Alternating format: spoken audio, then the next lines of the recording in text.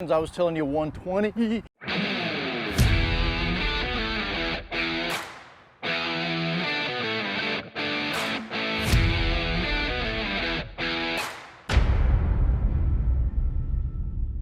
Alright, I get to bring you guys something really special today. Obviously, we do a lot of recipes on FromFieldToTable.com, but today I am going to bring you my Grandma Ray's meatballs.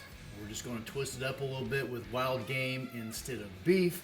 We're going to do moose, and for the fat, we're going to do some sausage that we made from a hog that we took down in Texas. We'll get back to that here in just a second. I got to tell you one of my favorite Grandma Ray stories. She was a typical grandma that she worried about everything, and she mothered henned her grandkids to death. I was the only grandchild, the only grandson. Pretty sure I was her favorite. In fact, I know I was her favorite. My sisters will say otherwise, but anyway, she definitely mothered over me like nobody's business.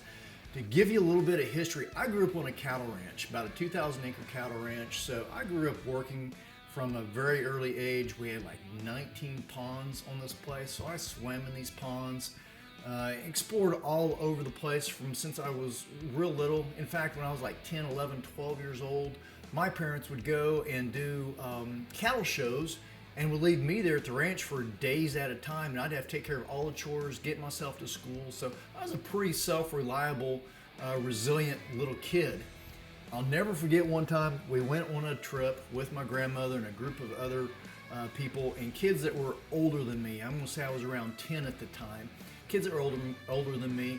We went to the Illinois River, which is where a lot of people hang out. Now this is a shallow, not a real fast running river, but it's moving. And it's super cold, and it has pebble rocks on the bottom, so it's really clear. And at the age of 10, it might have, in the deepest part where we played at, might have come up to my waist. When we get there, my grandma breaks out the life jacket. I've been swimming since I was pretty much a baby. My mom was a lifeguard growing up, and like I said, I swam on pretty much all the ponds on this property that I grew up on. And she says, I want you to wear a life jacket. That water's moving really fast. I'm like, Grandma, I don't need to wear a life jacket. I'm not wearing a life jacket. She goes, if you're in the water, you're wearing a life jacket. So I relented. I was embarrassed because I was around all these kids older than me. She was making me wear this life jacket. She pulls the life jacket out, and not only is it a life jacket, one of those orange ones, old ones that you put around your neck, she has a rope tied to the life jacket, and she's going to sit in her lawn chair and hang onto that rope while I play in the water. I didn't get in the water. I was so mad, but that was typical Grandma Ray. She was very overprotective, but she loved us very much, and that's why she did what she did.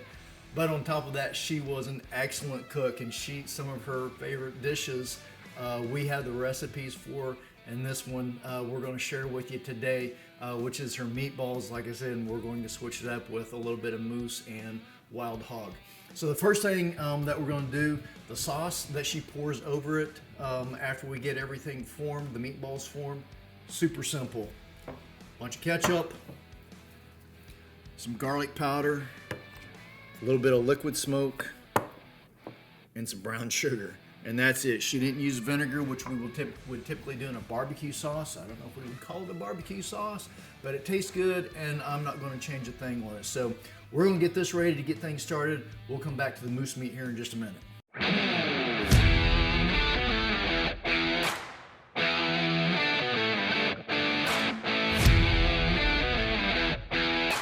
All right, so here's what we're going to do with the moose meat. I've got 2.5 pounds of ground moose, and then like I mentioned earlier, this is some sausage that we had made from hog hunt that we did down in Texas.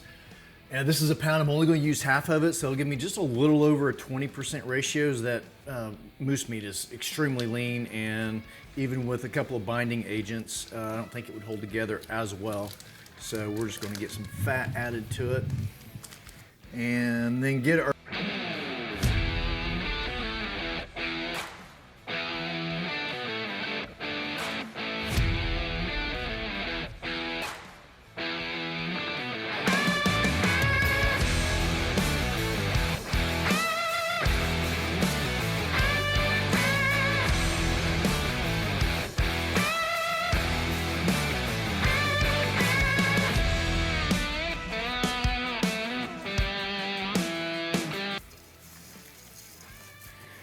So this moose came from British Columbia on the hunt that I was fortunate enough. We actually put it together. It was for our friends over at Bog. We do a lot with them, the American Outdoor brand. So we do a lot of stuff with Bog and Caldwell on our long range shooting schools. We use their products in just our personal hunts as well. And then of course the Made with Meat guys as well. But on this particular hunt, we were with their, I believe Director of Engineering is his title, James. He was the one hunting moose, and they were trying out some new product. And he was fortunate enough to get on a moose, and he was kind enough to share. And so I've been trying to think of something special to use this moose meat with, and I couldn't think of anything better than Grandma Ray's meatballs. So that's what we're going to do with it. And then just about like that.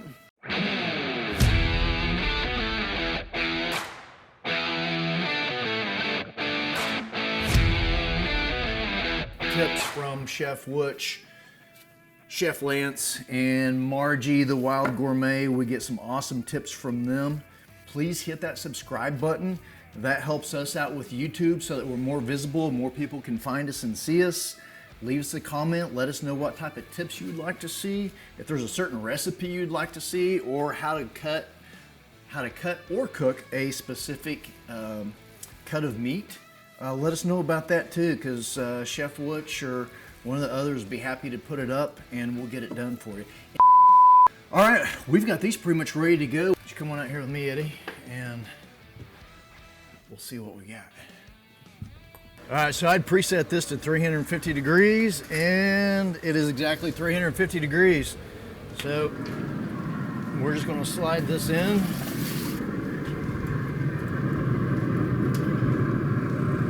Put the probe in one of them, and we'll just keep an eye on it. So, do you ever get that feeling that, man, I feel like I'm forgetting something, but I'm not sure what it is? Or maybe you walk into a room and you forgot why you walked in there. Yeah, I'm at that age now. So we got these all prepared, and we already took them out to the smoker. And yeah, it's supposed to have a sauce on top of it. I walked back in and sitting there on the stove is sauce. I was like, yeah, I'm an idiot.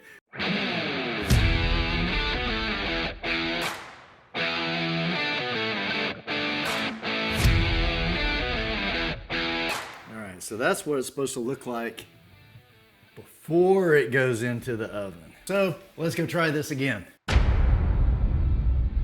right, so we're gonna pull these off. When we go back inside, I'll explain a little something to you. I didn't have my temperatures correct, so I actually made a phone call, got a hold of Chef Lance, and got some temperature corrections. I was telling you 120. Holy smokes, did you see that quick recovery? Good thing I've got cat-like reflexes, otherwise would have had moose meatballs all over the floor. Good Lord, the wind's blowing out here. Let me shut this lid. All right, let's go inside. See what we've